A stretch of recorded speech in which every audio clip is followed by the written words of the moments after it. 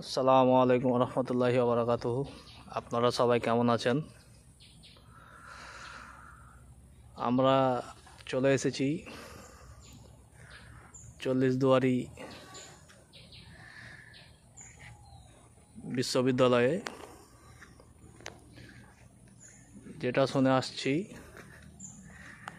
এটা নাকি এক সময় বিশ্ববিদ্যালয় ছিল।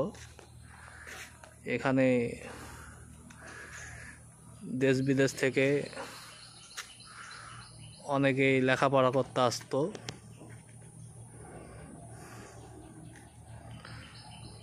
এটা অনেক পুরাতন, যেটা মাটির নিচে পড়েছিল, পরে সেটিকে সংরক্ষণ করা হয়। এই যে দেখছেন চারিদিককার দৃশ্য, যা দেখে মন ভরে যায়।